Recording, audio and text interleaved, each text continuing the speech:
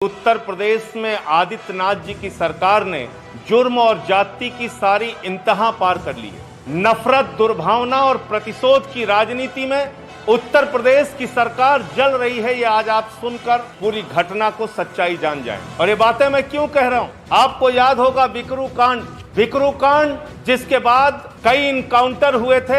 उसमें एक इनकाउंटर हुआ था अमर दुबे का। अमर दुबे के इनकाउंटर के बाद उसकी पत्नी जो नाबालिग थी खुशी दुबे, उसको गिरफ्तार किया गया। उसकी गिरफ्तारी के बाद जब मामले ने मीडिया में तूल पकड़ा तो खुद वहां के एसएसपी जो थे, तत्कालीन एसएसपी महोदय, उन्होंने बयान दिया कि खुशी दुबे निर्दोष है और उसको छोड़ दिया जाए। पिछले 10 महीने से खुशी दुबे जेल में यातनाएं झेल रही है, खून की उल्टियां कर रही है, 2 बार बीमार होकर अस्पताल में भर्ती हो चुकी है। उसके गरीब माँ बाप गिड़गिड़ा रहे हैं, उसकी हत्या की आशंका जता रहे हैं, लेकिन आज तक उस खुशी दुबे को रिहा नहीं किया गया। उसके विरुद्ध हत्या का मुकदमा दर्ज कर दिया गया, उसके विरुद्ध विस्फोटक अधिनियम का मुकदमा दर्ज कर दिया गया, उसके विरुद्ध 17 धाराओं में मुकदमा दर्ज कर दिया गया, लेकिन आज तक उसको रिहा नहीं किया गया। जिसके बारे में खुद एसएसपी का बयान था कि वो निर्दोष है, उसको रिहा किया जाएगा। और इतना ही नहीं, खुशी दुबे का मामला तो आप लोगों ने चर्चा में लाया, इसलिए लोगों को जानकारी हुई। आज 3 और मामलों की जानकारी मैं आपको दे रहा हूं इस पत्रकार वार्ता के माध्यम से। अमर दुबे की मां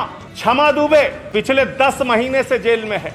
उसका क्या अपराध है पुलिस बताने के लिए तैयार नहीं। उसका क्या गुनाह है आदित्यनाथ जी की सरकार बताने को तैयार नहीं। क्षमा दुबे को 10 महीने से जेल में क्यों रखा गया है, ये न पुलिस बताने को तैयार, न प्रशासन बताने को तैयार, न सरकार बताने को तैयार। एक अभियुक्त है इसमें हीरू दुबे, उसकी मां शांति दुबे को भी जेल में रखा गया। शांति दुबे की गलती क्या, गुनाह क्या, अपराध क्या, जुल्म क्या, ये ना आदित्यनाथ जी बताने को तैयार है, ना उनकी सरकार और पुलिस बताने के लिए तैयार। और सबसे दर्दनाक मामला जो खुशी दुबे के बाद आप जानेंगे, एक नौकरानी काम करती थी विकास दुबे के घर में, रेखा अग्निहोत्री, उसके घर में काम करने वाली महिला, उसके 2.5 साल के बेटे को और 7 साल की बच्ची को रेखा अग्निहोत्री के साथ जेल में रखा गया। माननीय हाईकोर्ट के हस्तक्षेप के बाद बच्ची को तो मौसी के पास भेज दिया गया, लेकिन 2.5 साल का मासूम बेटा और रेखा अग्निहोत्री अभी जेल में है। और ये चारों महिलाएं जिनका नाम मैंने आपके सामने लिया,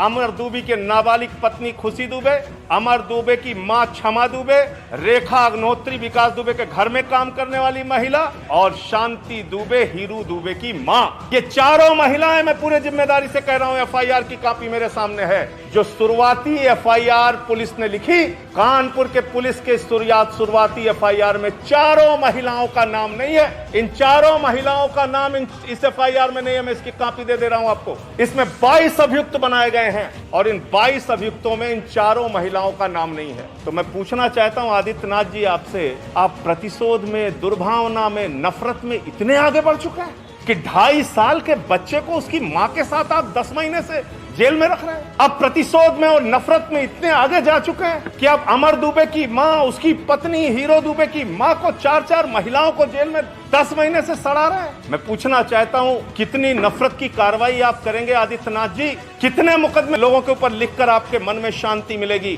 क्या आप उत्तर प्रदेश में यातनाओं का, हिटलर का गैस चैम्बर बनाना चाहते हैं? ऐसी स्थिति उत्तर प्रदेश में लाना चाहते हैं? इन महिलाओं का क्या अपराध है, क्या दोष है जो पहली एफआईआर में चारों महिलाओं का नाम नहीं? ऐसी 4 महिलाओं को आप पिछले 10 महीने से जेल में सड़ा रहे हैं। उन पे हत्या का मुकदमा लगा दिया, उन पे विस्फोटक अधिनियम लगा दिया, उन पे तमाम 17 धाराएं लगा दी। अरे इस उत्तर प्रदेश में कोई कानून का राज, कोई संविधान, कोई नियम कुछ बचा है या नहीं बचा है? और इसीलिए मैंने महामहिम राज्यपाल महोदया को यह पत्र लिखा है और उनसे मांग की है, महामहिम राज्यपाल महोदया, आप भी एक महिला हैं और आप एक महिला के दर्द को भली भांति जानती हैं। कृपा करके हस्तक्षेप कीजिए इस मामले में और इन चारों महिलाओं के पूरे प्रकरण को देखते हुए नियम कानून का पालन करवाइए। आप संविधान के रक्षक हैं, आप पालन करवाइए। उत्तर प्रदेश में इन महिलाओं को रिहा कराइए, उस मासूम 2.5 साल के बेटे को रिहा कराइए। आदित्यनाथ जी, पता नहीं आपको शर्म आती है कि नहीं आती, लेकिन जरा सोचिए, जब वो 2.5 साल का बेटा बड़ा होगा